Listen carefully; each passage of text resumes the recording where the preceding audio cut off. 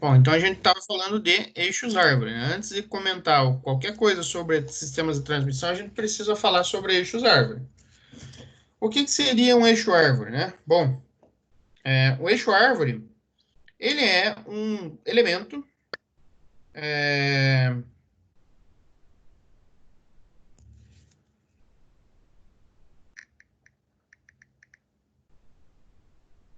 ele é um elemento que suporta os apoios, né, os esforços da rotação de outros elementos que vão acoplado a ele.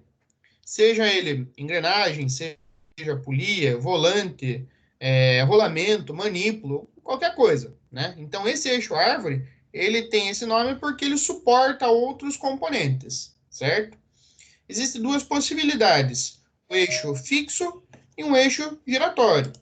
Um eixo fixo é quando eu tenho um eixo parado e nele estão acoplados os componentes giratórios. Por exemplo, né, uma engrenagem, uma polia. E como que isso é feito? Né? Para acontecer isso, eu preciso usar os rolamentos, né, para que esses componentes girem livre. Então, o rolamento vai estar acoplado ao eixo e o componente. Esse componente vai estar girando e o eixo vai estar fixo, certo? A outra possibilidade é ter o eixo giratório. Então, eu faço o acoplamento de componentes nesse eixo, sejam quais forem, né?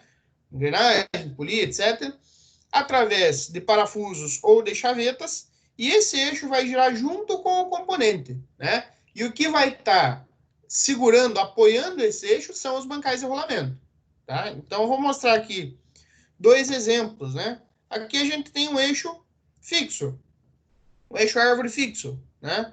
Esse eixo aqui, ele está apoiado, né, fixo no chassi aqui do caminhão, e nele estão acoplados ali a ponta de eixo e a roda, né, do caminhão. O cubo ali, né, juntamente com a roda, certo? Então, esse eixo aqui, ele não gira, ele só serve de apoio para o conjunto ali do ponta de eixo e roda. Nesse caso aqui, a gente tem um eixo que gira com o elemento. Então, quando a gente olha para essa polia que tem aqui, essa polia ela gira juntamente com esse eixo que está transpassando esse mancal vermelho, certo? E o que vai apoiar todo esse conjunto é realmente o mancal vermelho.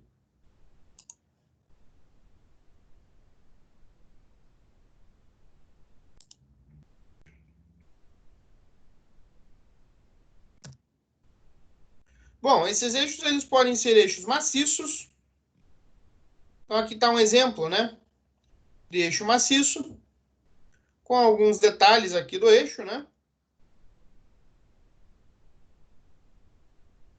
Pode ser um eixo vazado ou eixo oco.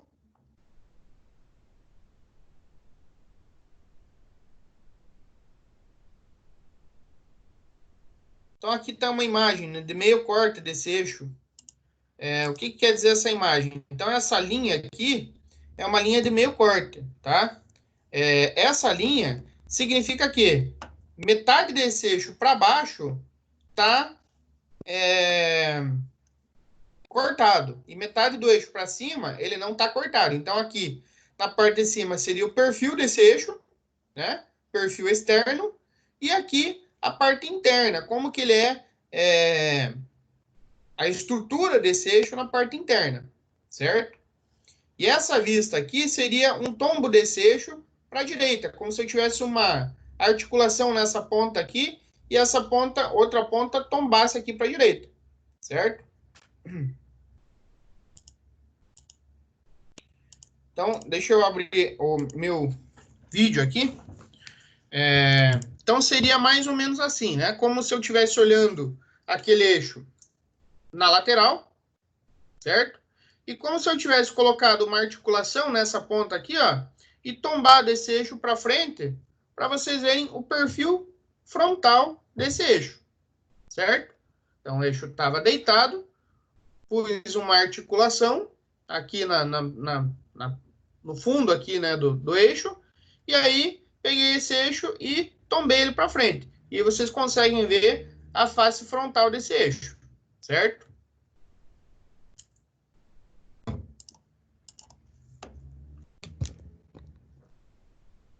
Temos aqui um eixo cônico, e aqui tem um meio corte, né? Um meio corte não, um corte parcial.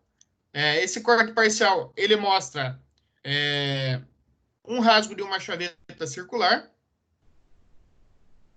Se vocês lembram, né?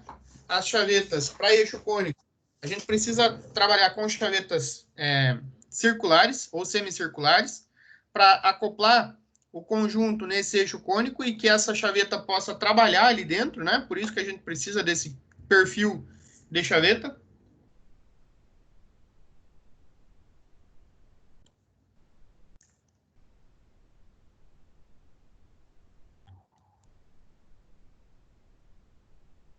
Temos o eixo roscado. Então, nesse caso aqui, a gente tem duas opções de rosca, né? Aqui na frente, a gente tem uma rosca externa e aqui a gente tem uma rosca interna. Então, isso aqui ele vai funcionar essa vista aqui do lado, né? Vai ter a mesma função daquela anterior, né? Que mostrava, fazia aquele tombo do eixo, né? Para a gente conseguir visualizar o perfil desse eixo. E aqui também mostrando um corte parcial desse eixo, né? Para mostrar qual é o perfil interno desse eixo.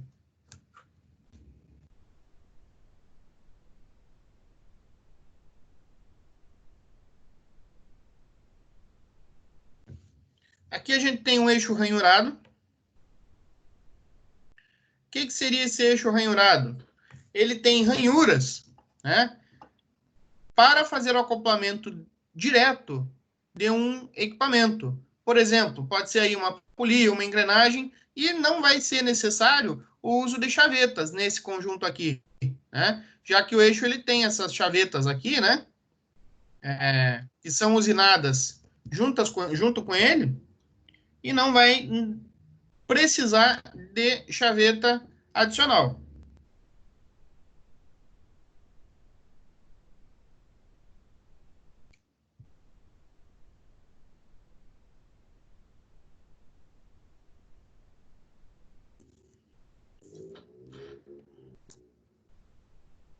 Temos o eixo estriado, que é muito parecido com o eixo ranhurado, né? Porém, o eixo ranhurado ele tem essas estrias maiores, né? Essas chavetas usinadas nele.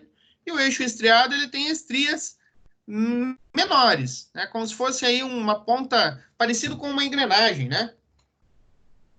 Porém, essas estrias, elas não têm a função, bom, não vou dizer que elas não têm a função, elas também têm a função de transmitir, né, um movimento, mas um movimento fixo, não um movimento como o movimento na engrenagem, por exemplo, né, que é dente a dente. Esse aqui eu vou montar um conjunto que tenha o mesmo perfil estriado e esse conjunto vai ficar fixo aqui nessa ponta de eixo.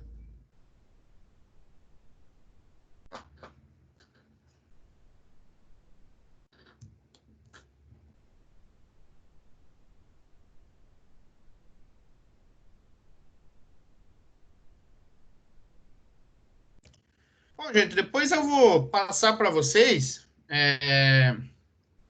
um vídeo. Eu sei que vocês não gostam muito, né? Mas é um vídeo do telecurso que é muito bacana para entender bem qual é a função desse eixo árvore, né? Eles explicam de forma bem didática lá no vídeo do telecurso como que funciona esse eixo árvore. Não tem muito segredo, basicamente é isso que eu expliquei para vocês, né? Mas se alguém quiser aí melhorar um pouquinho o conhecimento, eu vou passar esse link para vocês lá no grupo, tá? Para não perder, eu já vou passar já esse link para vocês.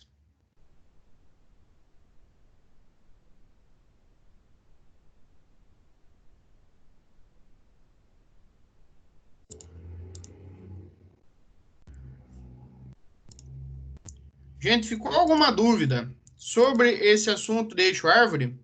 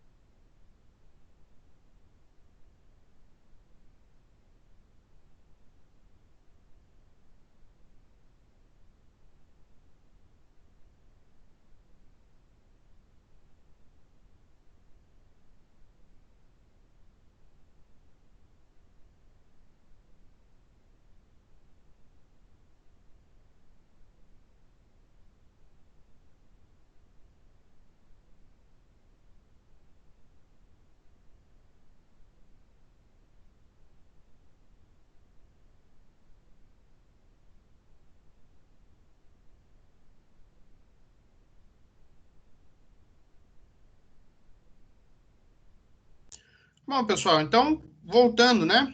Não ficou, acredito que não tenha ficado nenhuma dúvida, assunto simples, né? Entendimento fácil. E agora a gente vai falar um pouquinho sobre polias e correias, tá? Então agora a gente vai começar a falar sobre esse assunto. Vamos fazer o dimensionamento do comprimento da correia. Não vamos entrar em méritos de dimensionamento de espessura da correia, que tipo de correia, a, as medidas, né, específicas da correia, mas sim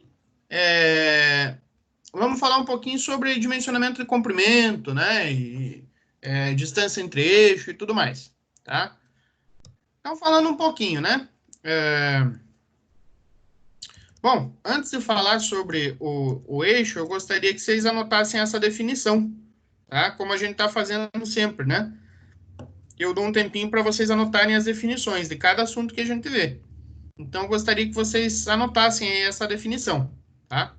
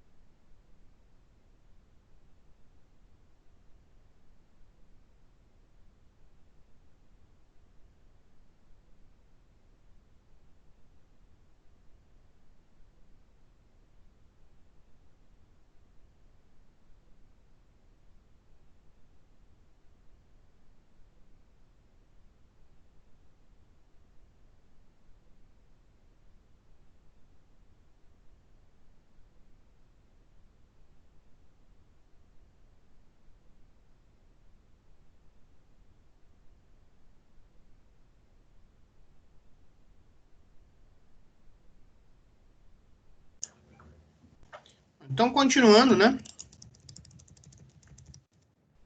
Vamos começar a falar sobre as polias, né? Bom, as polias são peças cilíndricas movimentadas pela rotação do eixo, do motor e pelas correias. Uma polia é constituída de uma coroa ou face, na qual se enrola uma correia. Então, aqui vocês podem ver, né? Duas polias, uma aqui e a outra no eixo, saindo a rotação do eixo.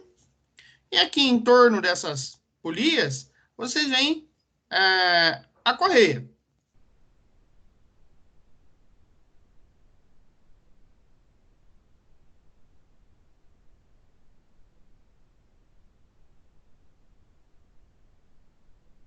Então, essa polia, né? A face dessa polia é ligada a um cubo de roda mediante um disco ou braços. Então, aqui tem esses dois modelos, né? A face da polia é ligada a um cubo, né? Por meio de um disco. Então, nesse caso aqui, a gente está vendo uma polia fechada, né? E aqui a gente tem a face ligada ao cubo através de braços.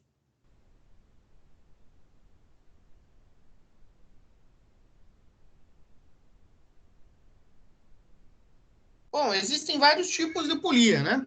Dentre elas, os tipos de polia são determinados pela forma da superfície na qual a correia se assenta. Elas podem ser planas ou trapezoidais. Essa superfície pode ser plana ou abaulada. Então, aqui a gente tem um modelo, né, de superfície de polia plana. Então, a gente tem uma polia plana com face plana e uma polia plana com face abaulada.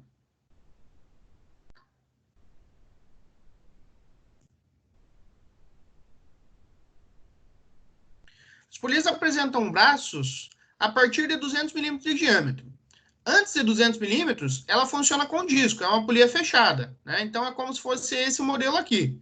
Então, a gente está vendo aqui uma polia, o cubo da polia, né? Mais uma vez, ela está em meio corte, o cubo da polia, o disco e aqui a face da polia. Nesse caso aqui, a gente tem uma polia trapezoidal, para correr trapezoidal. Esse caso aqui são os braços da polia, né? Provavelmente maior que 200 milímetros. Abaixo desse valor, a coroa é ligada ao cubo por meio do disco, como a gente viu aqui nessa imagem, né?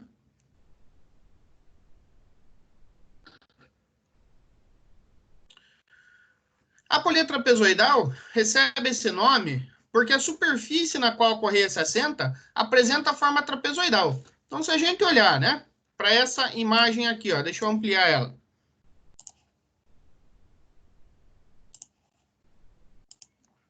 Se a gente olha para essa imagem, o perfil do dente, do dente não, né? O perfil da face da polia, ela é um trapézio, certo? Por isso que a gente chama de polia trapezoidal, para correia trapezoidal. Então, a correia vai ter o mesmo perfil dessa polia, certo? As polias trapezoidais devem ser providas de canaletas ou canais que são dimensionados de acordo com o perfil padrão da correia a ser utilizada. Então, esses perfis são todos padrão, né? Aqui a gente tem algumas configurações, né, de dimensões dessa polia. Então, aqui em cima a gente tem essa medida T, que é a medida da face até o centro do primeiro canal. O L, que é o comprimento total da polia. E o S, né, que é a dimensão, como se fosse um passo aí da correia, né? Da polia. Não está certo falar passo porque ela não é uma engrenagem, né? Ela não funciona nesse sentido, mas é como se fosse, né? Olhando esse perfil, como se a gente estivesse vendo um perfil de um parafuso ou de um fuso, e aí a gente estaria falando aqui do passo do parafuso, né? Ou do fuso. Ou nada mais é do que o centro, a medida de centro até o outro centro do canal. Aí a gente tem diâmetro externo, diâmetro nominal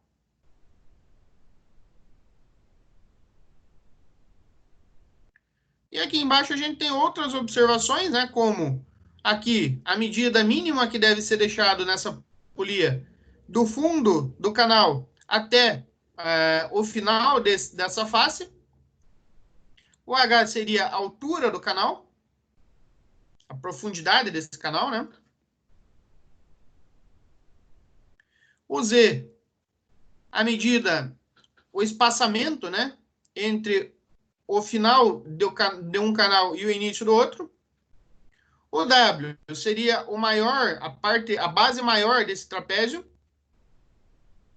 E o Y, essa distância, né, da face até o início do canal, início da base do trapézio.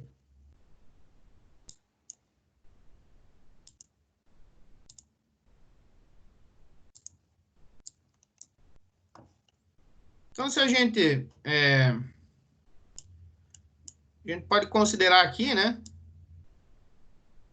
um trapézio. Não vai ficar muito bom esse desenho aí, mas tudo bem. Então, a gente pode considerar aí um trapézio, né? Por isso que ela se chama trapezoidal.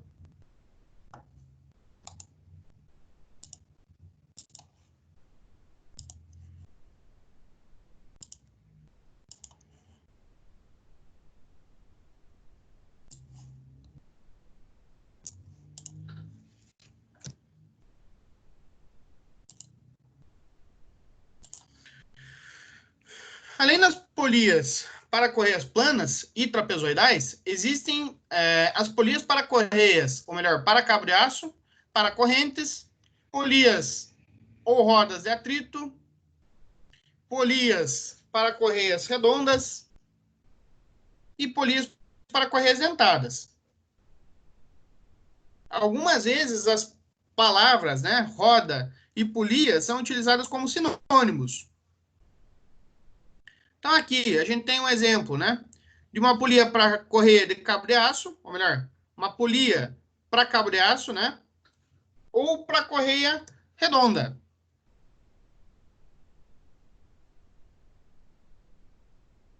E aqui a gente tem uma polia dentada, para utilização de correias dentadas.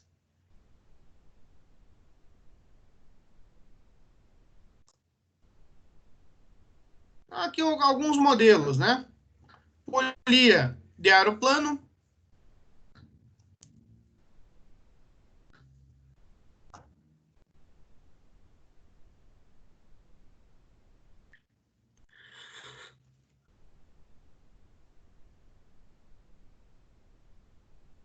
polia de aerobaulado,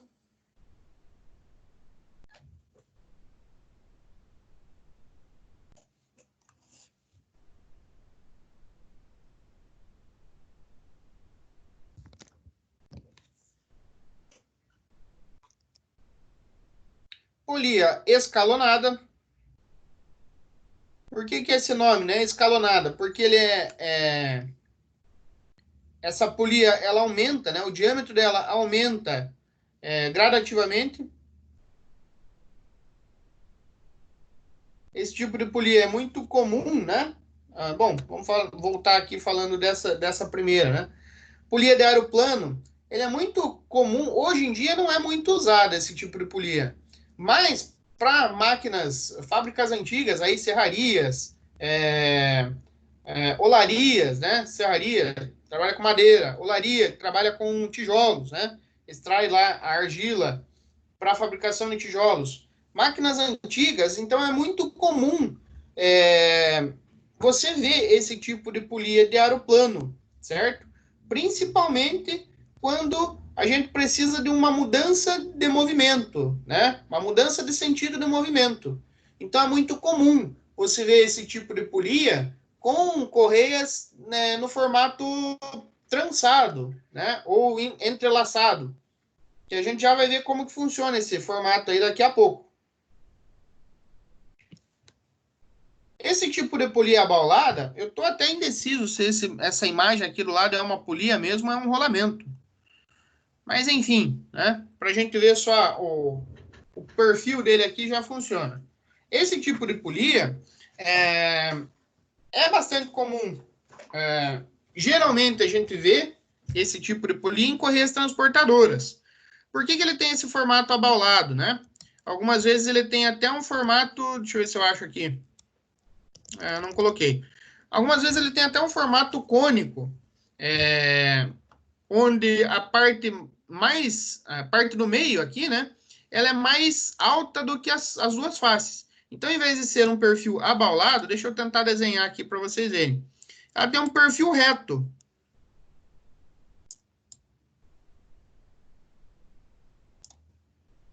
Então, essa parte aqui é a parte mais alta da polia, né? Por que acontece isso, né? Bom, isso acontece porque quando a gente trabalha com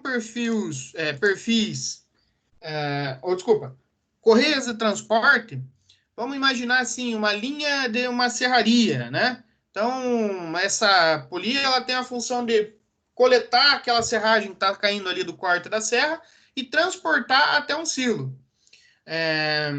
Essa polia, quando a gente usa esse tipo de polia transportadora, é muito fácil dessa polia ela sair, dessa correia sair de cima da polia, né? Para que ela não saia, a gente usa essa técnica, né, de deixar essa polia levemente abaulada ou então um pouquinho cônica, né? Fazendo com que o meio dela sempre seja maior.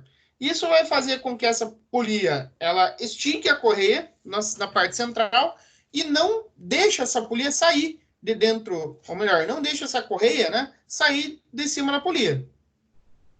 É uma forma aí de centralizar essa correia com relação à polia.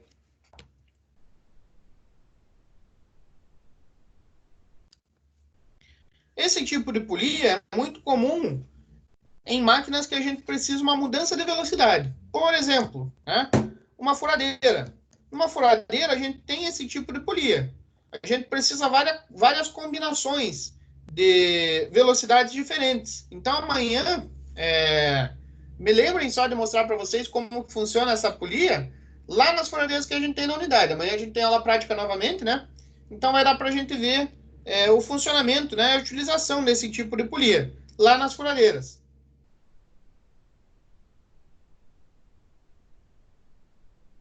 Essa escala, né, de diâmetro quer dizer que conforme eu vou alterando a polia de uma face para outra, eu vou dando uma relação de transmissão diferente entre um conjunto e outro, certo? A mudança de diâmetro, nesse caso, né, vai alterar a rotação da polia.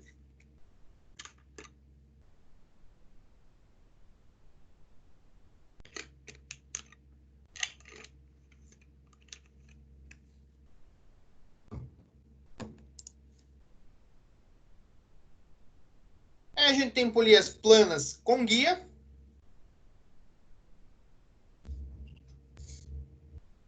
Esse guia ele serve justamente para não deixar que a polia saia aqui, né, do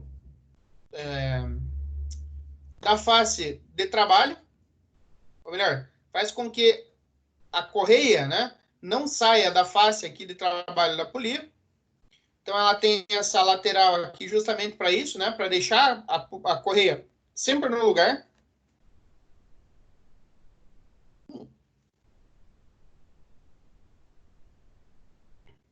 Eu até comentei com vocês, acho que a aula passada, que quando os alunos chegam lá no último módulo que trabalham com o projeto, a maioria pensa, né, em fazer algum tipo de mesa, com correias, né, correia transportadora e tudo mais.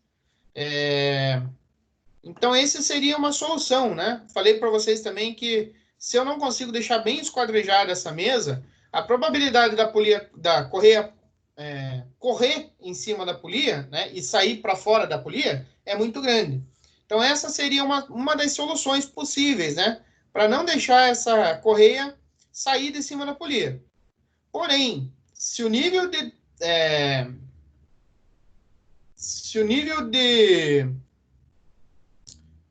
da peça estiver muito torta, né? Se a peça estiver muito torta, muito fora do esquadro, nem essa parede aqui vai sustentar essa correia trabalhando no lugar que ela deve trabalhar. Além de desgastar a correia muito fácil, né?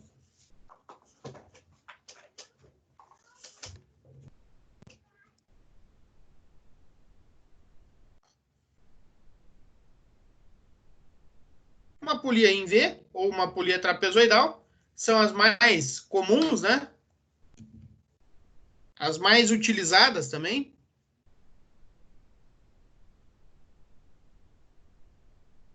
Esse tipo de polia, ele pode trabalhar juntamente com a polia escalonada.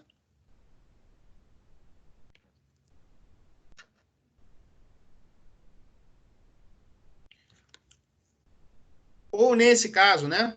Também a gente pode acoplar esse tipo de polia múltipla, né? Nesse caso aqui, uma polia múltipla com diâmetros iguais e nesse caso aqui uma polia múltipla escalonada.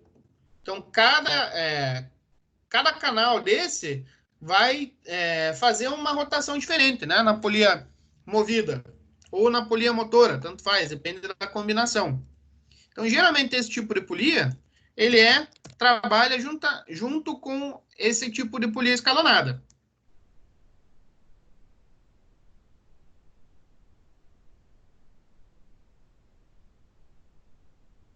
E por que a gente trabalha com uma polia múltipla, por exemplo, né?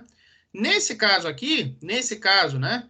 Ou nesse, que são polias múltiplas. Vamos olhar para essa aqui. É uma polia múltipla com 3 canais, né? A gente trabalha com esse tipo de polia quando a gente precisa um atrito, né, uma aderência da face da polia, ou melhor, da face da correia, com os canais que seja maior. Então, por exemplo, existe uma pressão máxima, né, que essa correia ela vai suportar quando a gente monta esse conjunto de polia e correia. Uma vez que eu preciso uma força maior, né? Gerar uma força maior do que o atrito que essa correia ela vai gerar na face da polia, então a gente vai precisar colocar mais correias, né? Para ter essa força maior na hora de transmitir o movimento ou transmitir esse torque para o conjunto. Então a gente trabalha aí com polias múltiplas.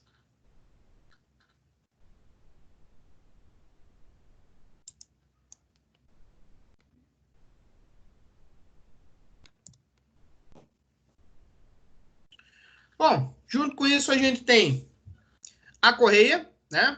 As correias mais usadas são planas e trapezoidais.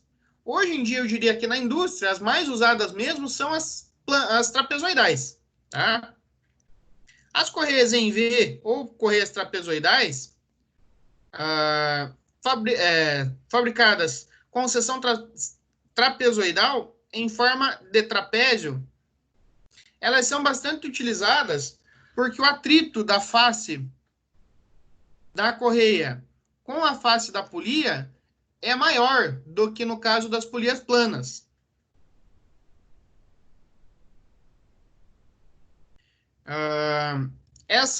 Esse tipo de correia, né, ela é feita em borracha, revestida de uma lona,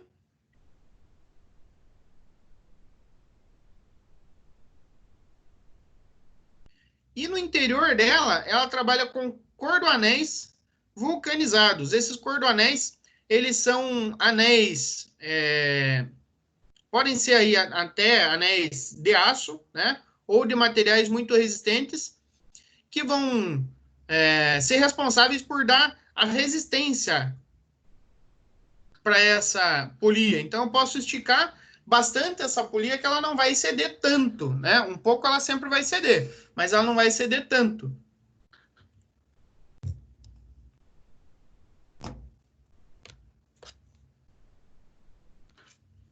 Então, aqui está a estrutura dela, né? A parte interna aqui, que é feita de borracha. Aqui em cima vão os cordoanéis. E por fora, ela trabalha com uma lona de alta resistência. Essa lona, ela serve para dar aderência, né, da superfície do canal para a face da correia.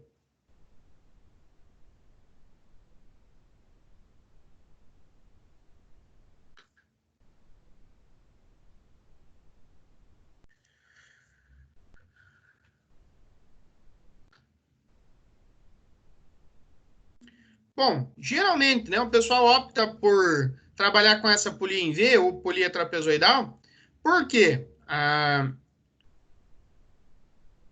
ela praticamente não apresenta nenhum tipo de deslizamento, a não ser que o torque seja muito excessivo.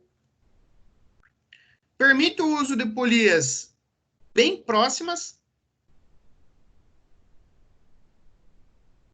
Emite os ruídos, ou melhor, elimina os ruídos ou os choques típicos das correias dentadas, ou da corrente, né? No caso da corrente e da coroa dentada. Então, aqui a gente tem os tipos de correias, né? Correia A, correia B, correia C, correia D e correia E. Logicamente, se a gente trabalha vai trabalhar com um equipamento mais pesado, que gere um pouco mais de esforço e torque, a gente vai trabalhar com uma polia do perfil E, né? Se eu tenho lá um conjuntinho de motor de meio CV e um conjuntinho lá de outro tipo, uma furadeira, por exemplo, né? Aí não precisa trabalhar com esse perfil E, né? A gente pode muito bem trabalhar com um perfil A, que é o menor, mas que ele vai trabalhar, vai suprir, né, a demanda que a gente precisa. Algumas dimensões específicas aqui também de cada perfil, né? A base maior, no caso do perfil A, 13, para o B, 17, para o C, 22, 32 e 38. E a altura, 8, para o B, 11, 14, 19 e 25.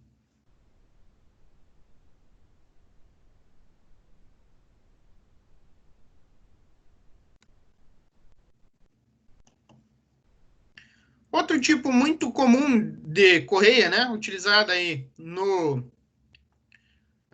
na indústria, é o tipo de correia de transporte, né?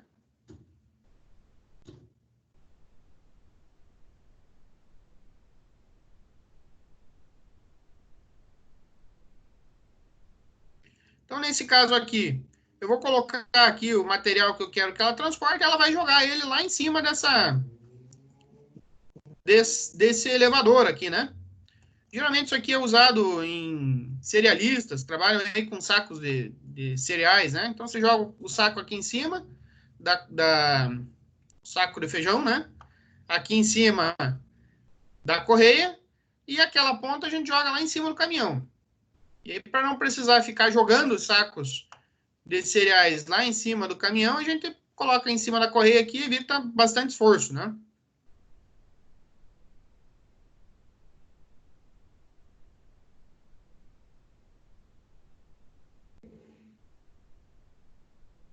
Também utilizada para extração de minério.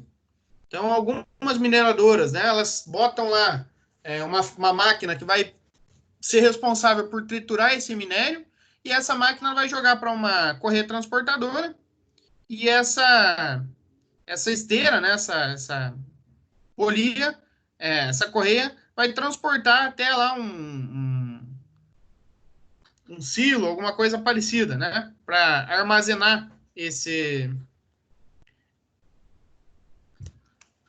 minério.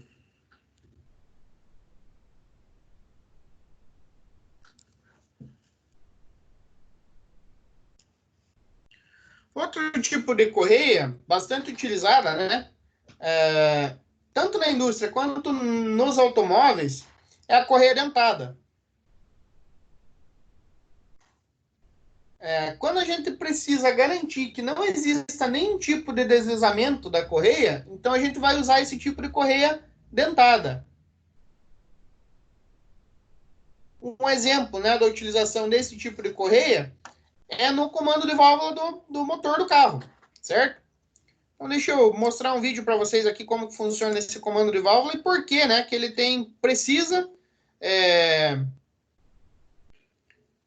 do funcionamento bastante específico, né, desse conjunto.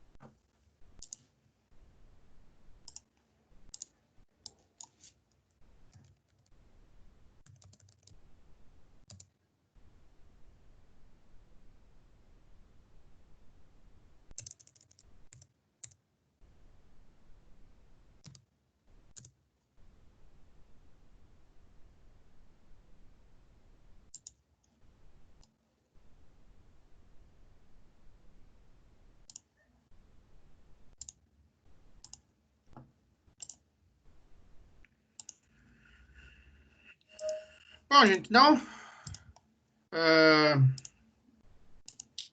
vamos lá, né? Então, como funciona o motor do carro, né? Então, o motor do carro, ele trabalha com um ciclo. Esse ciclo, ele é alimentado por duas válvulas, né? Então, tem a válvula de admissão e a válvula de escape. Como que funciona cada uma delas? A válvula de admissão é a que admite a mistura de ar combustível para dentro do pistão, certo? Então, a válvula de admissão, o pistão vai abaixar, essa válvula vai liberar a passagem da mistura ar-combustível, que é essa mistura amarelada, né? E quando o pistão subir, essa válvula vai fechar para que aconteça a pressurização dessa mistura.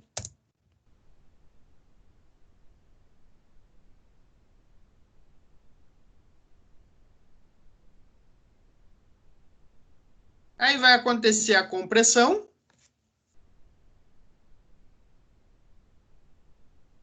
Quando ele finalizar a compressão, que é o máximo de pressão que acontece ali dentro, a vela do carro vai acender essa mistura aqui, né? Vai queimar essa mistura, causando uma explosão. Bom, se existe a explosão, existe um aumento, né, de volume ali dentro. E esse aumento de volume vai fazer com que esse pistão baixe para baixo.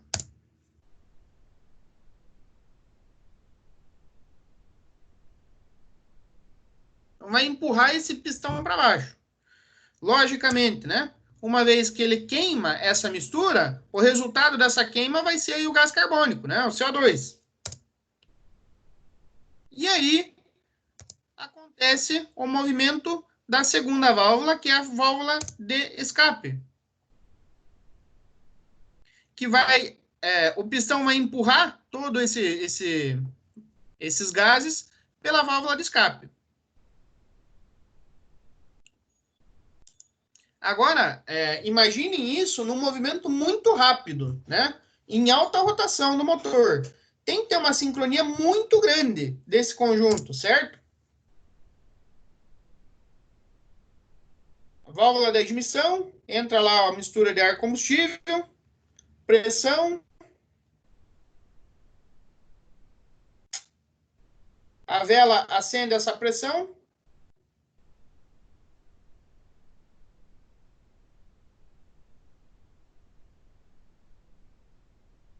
essa mistura explode, empurra o pistão para baixo.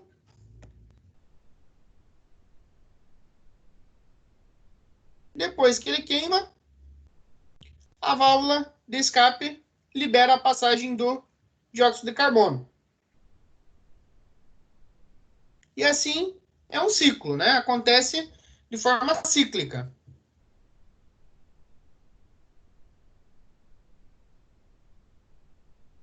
Aqui tem um pouco mostrando, né, as diferenças de um motor a gasolina e um motor a diesel. Motor a diesel, a capacidade do cilindro é maior, né? E a taxa de compressão também é maior do combustível, se comparado com a gasolina, né? Por isso ele dá mais eficiência para o motor.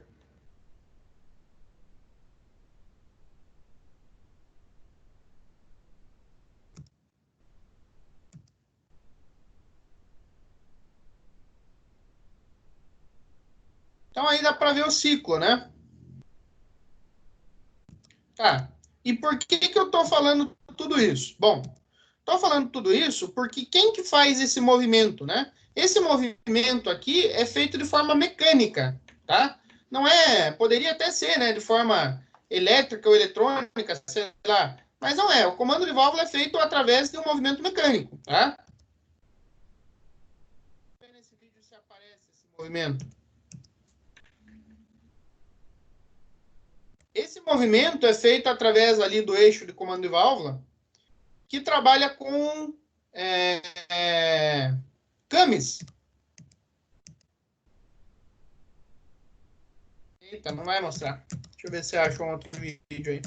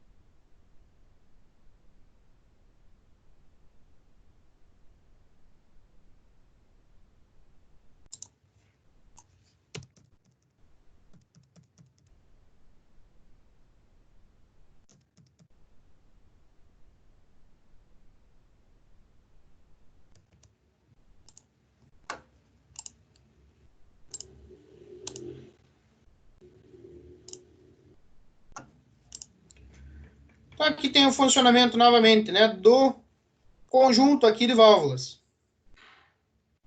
Então, aqui a válvula da admissão, explode, e a válvula de escape. A válvula de admissão, escape, explode e a válvula de escape. E assim sucessivamente, né? É isso que vai dar a força para o motor. Nesse caso aqui, a única diferença desse para o outro é que aqui a gente tem dupla válvula aqui, né? E quem que faz esse movimento? É esse cara aqui em cima. Esse cara aqui em cima se chama Kami, né? Esse cara é que vai fazer o acionamento de cada válvula, certo?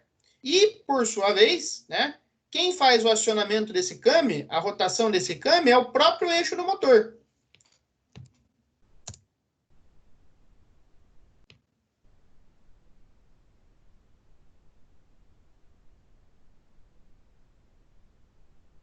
Então, aí o funcionamento completo, né?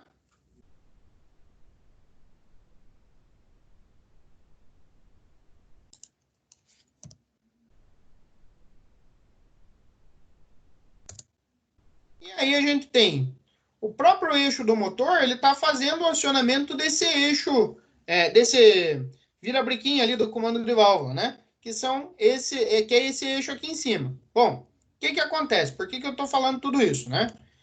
Essa corrente que vocês estão vendo aqui, nos carros tradicionais, geralmente é a correia dentada, né? A tão falada correia dentada, né? Que tem que sempre tomar cuidado, sempre verificar se essa correia ela tá em boas condições e tudo mais. Por quê? Né? Uma vez que, imagine que eu estivesse usando uma correia trapezoidal aqui, sem ter dentes, né? Vamos supor que eu vou dar uma arrancada com esse motor, dou uma acelerada um pouco maior e corre essa correia por cima dessas polias. O que vai acontecer? Provavelmente vocês já ouviram falar, né? O Fusca acontece muito disso. O Fusca, o motor está fora de ponto, tá? Por que acontece muito isso com o Fusca? O Fusca ele não trabalha com correia dentada, ele trabalha com correia trapezoidal, certo? E é muito fácil de tirar de ponto esse motor. Por quê? Né? Uma vez que essa correia ela saia do ponto correto que ela tem que ficar, esse comando de válvula ele não vai trabalhar sincronizado com o movimento do motor, né? Com o que ele deveria trabalhar.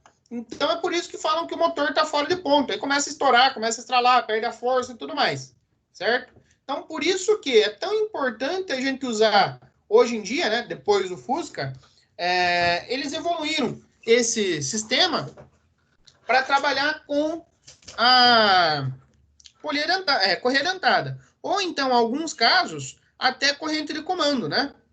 Nesse caso, por exemplo, está utilizando a corrente de comando.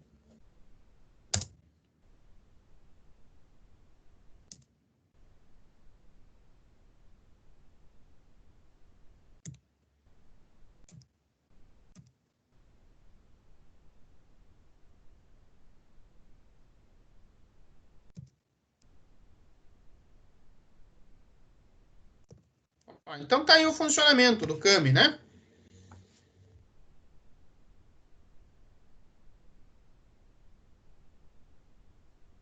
Cada vez que passa aqui esse CAMI, ou melhor, cada vez que vira biquinho do CAMI, né? Ele passa aqui pela posição do CAMI, o CAMI vai liberar o movimento da válvula.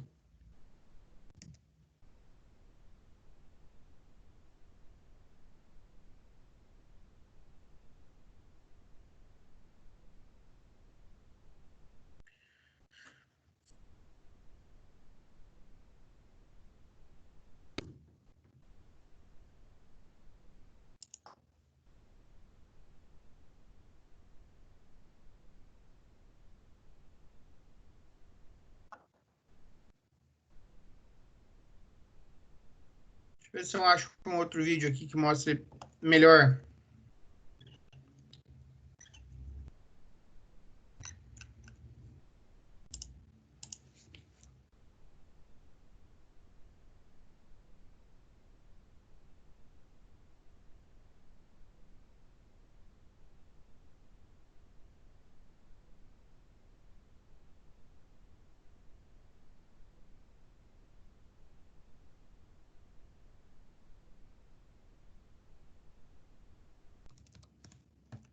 Não, isso não é legal.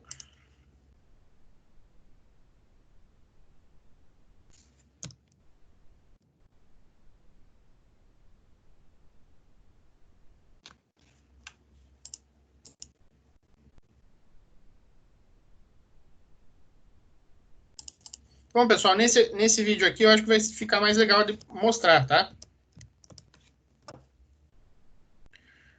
Bom, então preciso que vocês prestem atenção aqui, né? São 4 cilindros, né? Para cada cilindro existe 2 válvulas, uma de admissão, que é azul, e uma de escape, que é a vermelha. Então, essa válvula de admissão vai receber a misturar combustível e a válvula vermelha vai tirar o resultado da queima, né, dessa mistura, certo?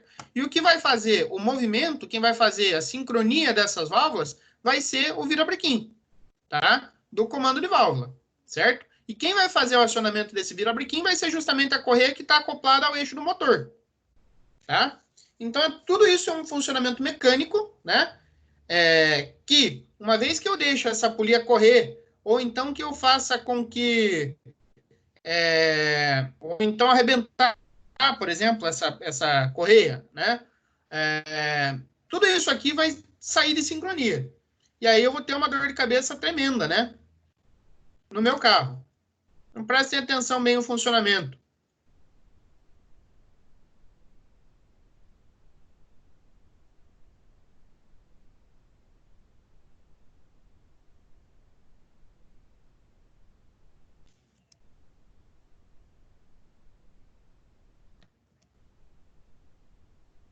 Ver se tem mais alguma coisa aqui.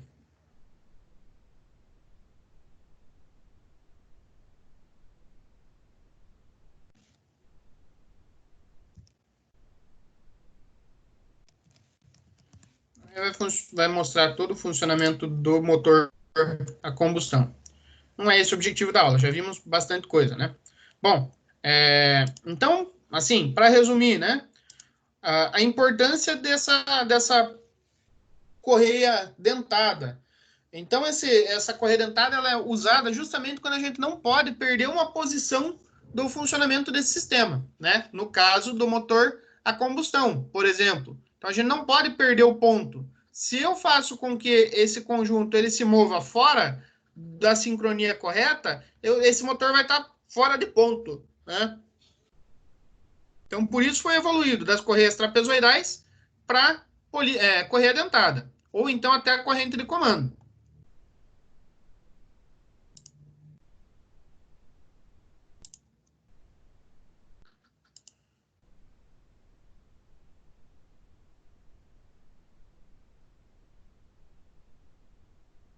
No caso das polias trapezoidais, às vezes até acontece dessa de ter, né, da correia ela correr, ela sair da posição correta, né, com relação à polia. Isso geralmente acontece quando eu tenho um sistema meio pesado e quando eu tenho um acionamento com alta rotação. Vou mostrar para vocês isso também lá no torno amanhã, né? Que geralmente, quando eu estou ligando esse torno em alta rotação, eu tenho um torque muito grande inicial, então acontece de correr essas correias em cima da polia, tá? Isso é como se fosse um sistema de segurança do, do conjunto. Por quê? Quando eu tenho esse torque muito alto, muito elevado, se eu começar esse torque, se eu transmitir, né, o torque do motor diretamente para o eixo, eu posso causar uma torção muito grande desse eixo e até romper esse eixo, certo? Então, por isso que a gente utiliza esse tipo de sistema de transmissão polia trapezoidal, para que se tiver um excessivo torque nesse conjunto, ele dá essa girada em falso para não sobrecarregar todo o sistema de eixo.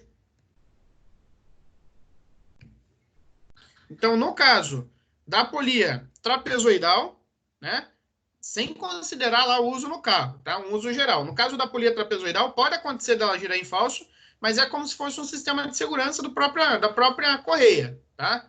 No caso da correia dentada, não pode girar. A gente já usa esse tipo de correia para justamente não girar. Se girar, eu vou ter um problema no sistema. Vou perder a sincronia do sistema, né?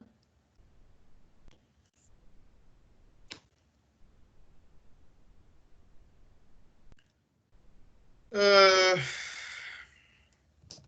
Bom, pessoal, vamos fazer um intervalinho rapidinho, né? E aí a gente já volta. Daqui uns 10 minutinhos a gente volta aí. Beleza?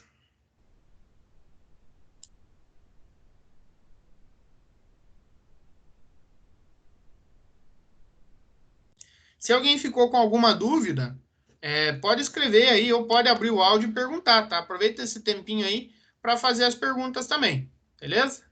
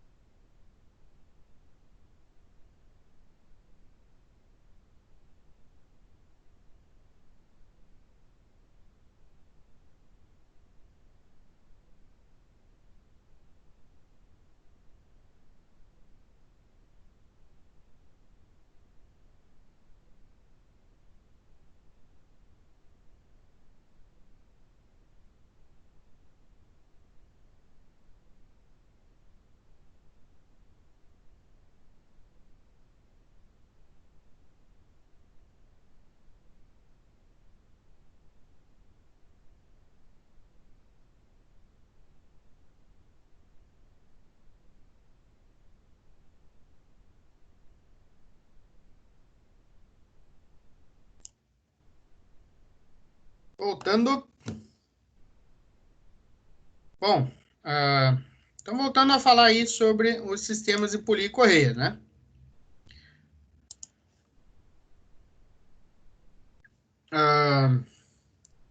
E como que funciona essa transmissão de movimento das polias e correias, né? Bom, essa parte de polia e correia, ela é bem... existem várias formas de trabalhar com essa transmissão de movimento, né? Então, vamos lá. Na transmissão por polias e correias, a polia que transmite o movimento e força o conjunto, né, é chamada de polia motora ou polia condutora. A polia que recebe o movimento e a força, né, do conjunto é chamada de polia movida ou conduzida. Então, né, geralmente a gente chama a polia motora aquela que está acoplada ao motor, por isso o nome, né, motora, e a polia que vai receber essa transmissão vai ser a polia movida. A maneira como a correia é colocada determina o sentido de rotação das polias. Então vamos olhar para esse sentido aqui, né? Para esse conjunto. Aqui a gente tem um sentido direto de rotação. Quer dizer que se esse conjunto aqui, né? Deixa eu fazer uma marcação aqui, ó. Se esse conjunto girar no sentido horário, esse conjunto também vai girar no sentido horário. Por isso chamamos aí esse sentido direto, né? Então aqui as setas também mostram isso, né? Dois eixos aqui acoplados às duas polias, a correia passando por cima delas e se uma delas está movimentando, né, no sentido horário, a outra também vai se movimentar no sentido horário. Então aqui, geralmente a gente chama a polia motora, a gente localiza, né, a polia motora, mesmo que não tenha motor, pela menor. Geralmente a menor é a polia motora e a maior é a polia movida. Aqui não dá para entender, não dá para ver, né? Porque os dois são do mesmo tamanho e também não tem indicação no motor.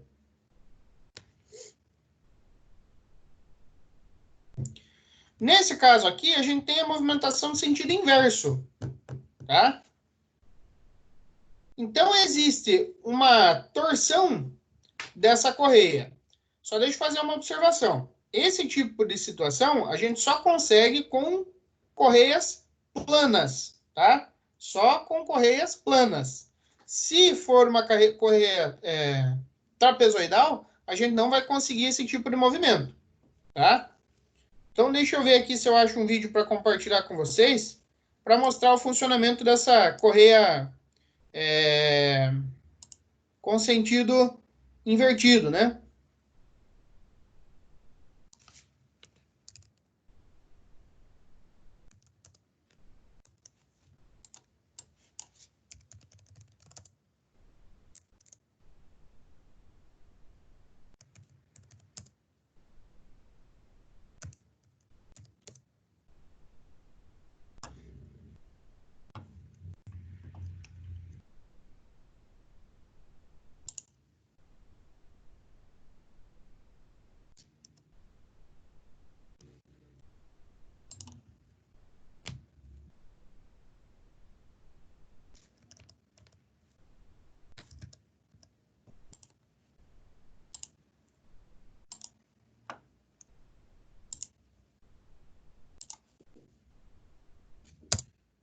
Então, nesse vídeo aqui está mostrando, acredito que seja uma máquina de costura, alguma coisa parecida, né? Mostrando aí um sistema de polias e correias, certo? Então, primeiro ele mostrou a tensão, que ela está bem tensionada, e aí vai fazer o funcionamento, né? Ou pelo menos... não.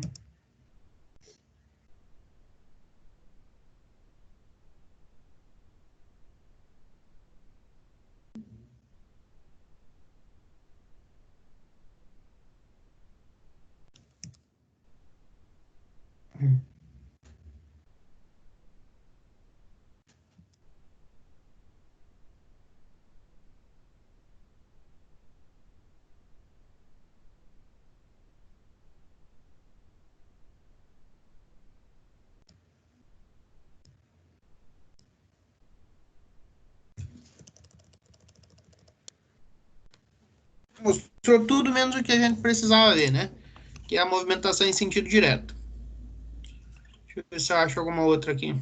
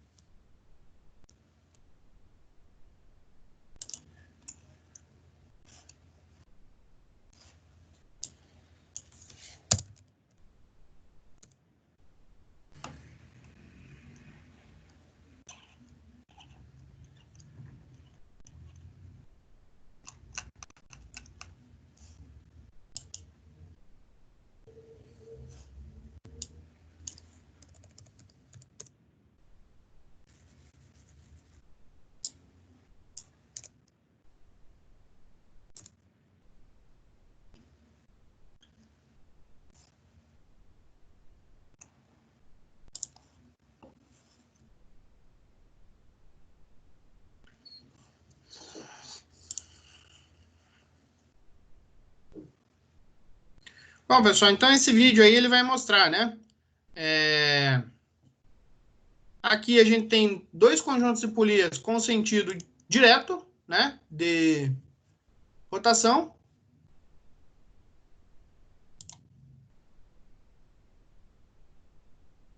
Então, enquanto uma está girando sentido horário, as outras também estão girando sentido horário.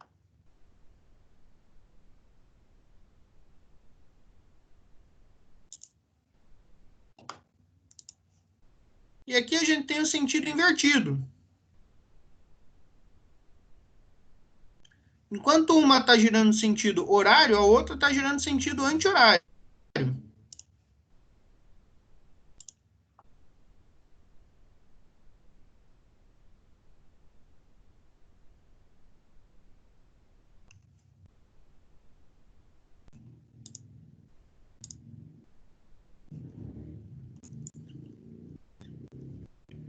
Ver se eu acho mais algum aqui para mostrar para vocês.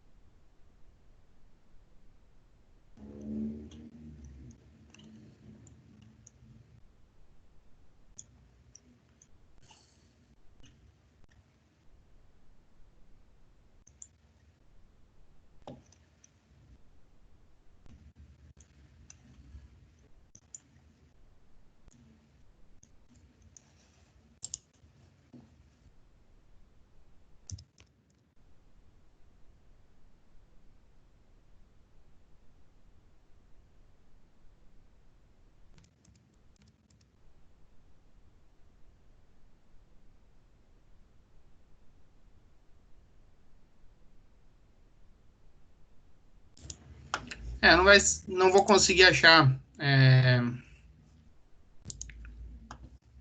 uns vídeos melhores aí, né, para mostrar esse funcionamento do sentido inverso, né, da correia. Mas enfim, né, nada mais é do que trançar essa correia e fazer a ligação. Então, enquanto uma polia vai estar girando sentido anti-horário, a outra vai estar girando sentido horário, certo?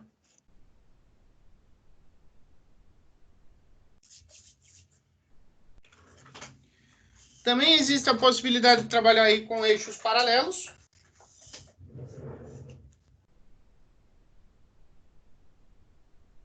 A gente está vendo aqui dois exemplos, né? Trabalhar com eixos paralelos. Então, a correia ela está vindo num sentido, depois ela inverte o sentido aqui, né?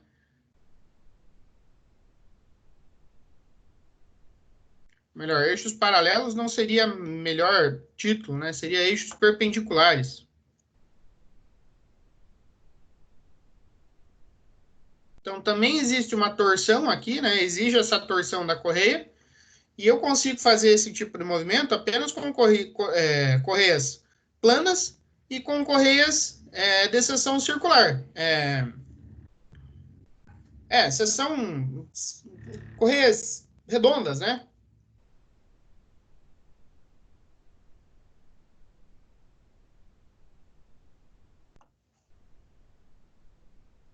E aí um dos exemplos que a gente já viu, né?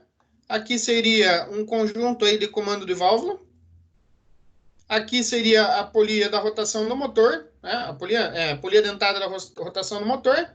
Essa polia ela vai fazer o caminho e passa Professor, por eu cima do acho que comando de falta válvula. compartilhar a tela. Opa, não estão vendo nada, né? É. Estão conseguindo ver agora?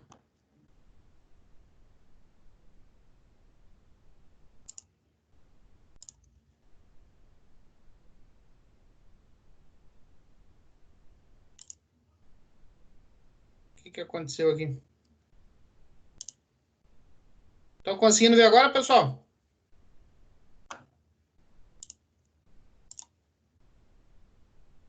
Agora dá, professor. Beleza. Deixa eu voltar ali, então. Acho que eu esqueci de compartilhar a tela com vocês, né? Bom, então nesse caso aqui, a gente tem uma torção também da correia, né? Essa correia plana. Nesse caso aqui, a gente tem as correias de seção circular, né? Correias redondas. E aí a gente pode fazer esse acoplamento com eixos perpendiculares. Então, esse eixo aqui ele está na vertical e esse eixo aqui está na horizontal, né? Lembrando, eu não consigo fazer isso com correias trapezoidais.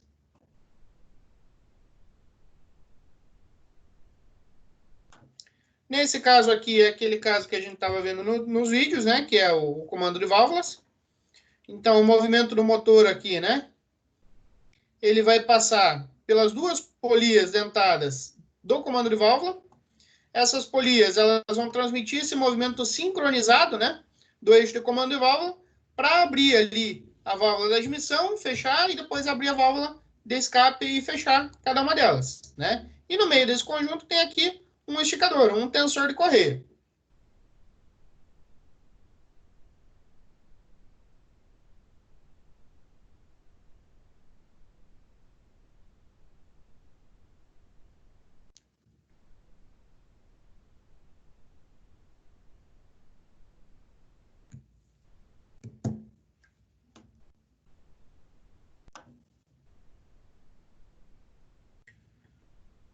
Bom, gente,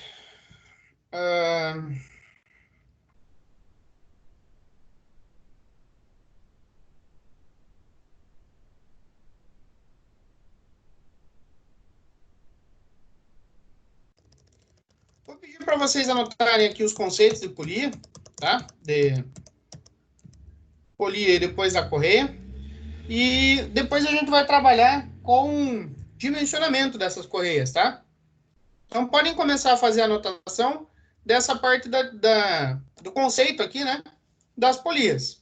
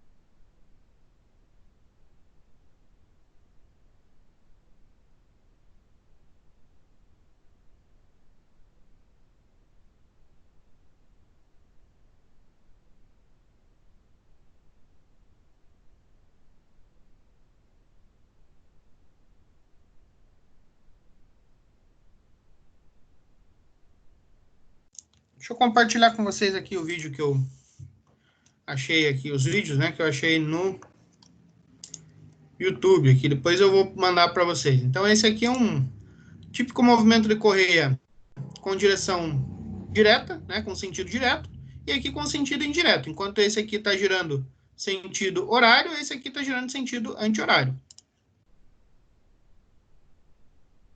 E aqui com eixos perpendiculares, né?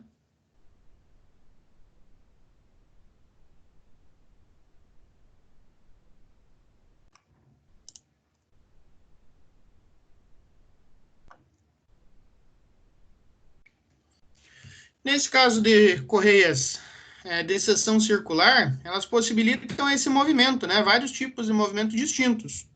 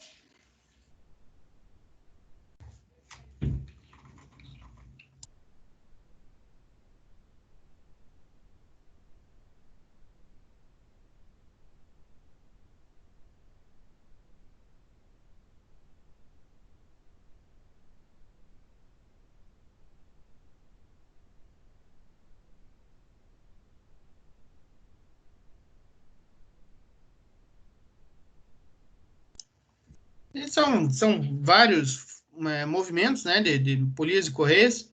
Vou passar o link para vocês darem uma olhada lá no YouTube depois.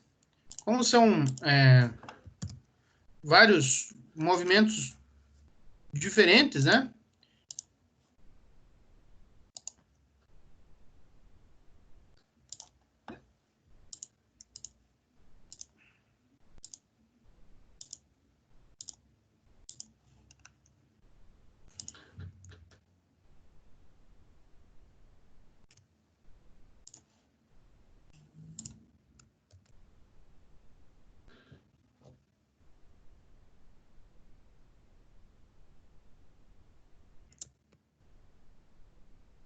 Depois, na hora que vocês tiverem um tempinho, dá uma olhada lá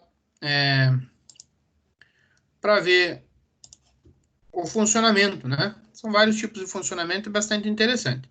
Vamos voltar lá então para vocês terminarem de fazer as anotações. Deixa eu ver aqui.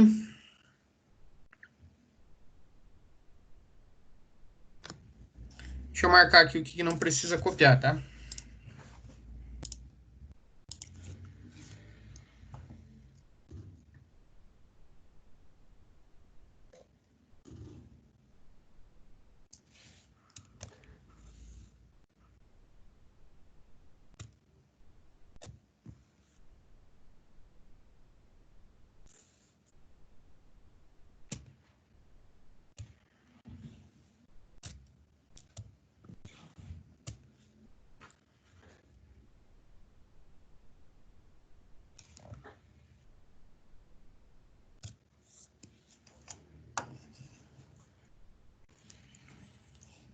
Então, só essa linha no meio aí precisa copiar.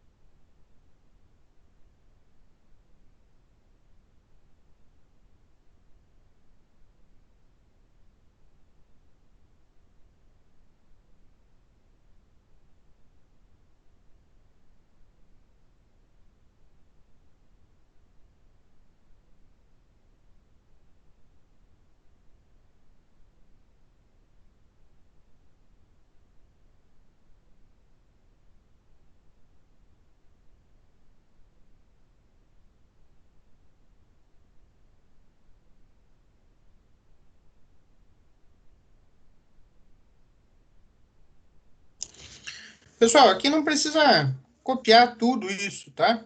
Então vamos fazer o seguinte: vocês vão lá colocar lá um título, né? Um tópico. Tipos de polia. E aí, dentre os tipos de polia, vocês vão colocar o nome das polias, tá? Então coloca lá, tipos de polia. Primeiro, polia trapezoidal.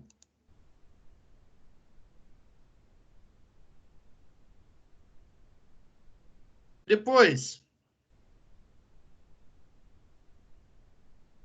vou marcar aqui em verde, tá? O que vocês precisam copiar aqui, ó? Só o nome delas.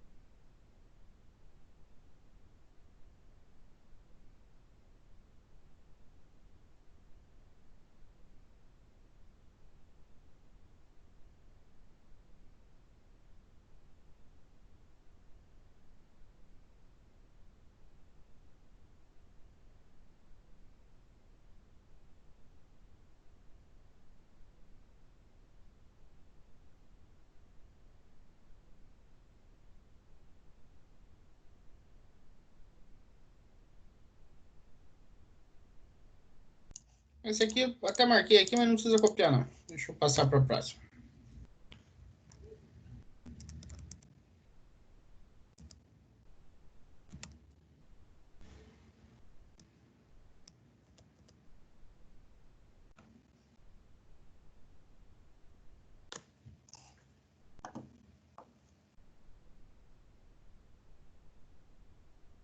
Esse aqui é interessante anotar, pessoal.